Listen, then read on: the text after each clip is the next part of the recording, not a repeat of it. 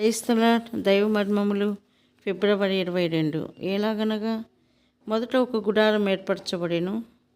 అందులో దీపస్తంభమును బల్లయు దాని మీద ఉంచబడిన రొట్టెలను ఉండెను. దానికి పరిశుద్ధ స్థలం అని పేరు. రెండవ తెరకు ఆవుల అతి పరిశుద్ధ స్థలం అను గుడారం ఉండెను. హెబ్రీ 9:2-3. పరిశుద్ధ స్థలము దేవుని నివాస స్థలముగా ఉండెను. ప్రజలు వారి విధులను నెరవేర్చుటకే అందులోనికి ప్రవేశించిరి, కానీ ప్రార్థించుటకు కాదు. పలకలు ఆలయ నిర్మాణమునకై వాడిరి. ఈ పలకలు 15 అడుగుల ఎత్తు, 2 అడుగుల 3 అంగుళముల వెడల్పు. అవి లోపలను వెలుపలను బంగారము చేత పొదగబడినవి. నిర్గమకాండం 26:15-25 వరకు. ఈ ఆలయము 2 భాగములుగా విభజించబడి ఉండెను. మొదటిది ముందు భాగములోనున్న పరిశుద్ధ స్థలము, రెండవది దాని వెనుకనున్న అతి పరిశుద్ధ స్థలము.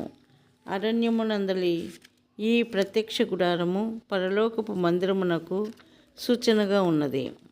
దీనికి ప్రభు అయిన యేసుక్రీస్తే ప్రధాన యాజకుడు. హెబ్రీ 7:17. మందిరములోని ప్రతి వస్తువు యేసుక్రీస్తు ప్రభునకు సాదృశ్యములు కనుక చూపించబడినదంతయు జాగ్రత్తగా చేయవలెనని దేవుడు మోషేకు ఆజ్ఞాపించెను. హెబ్రీ 8:5.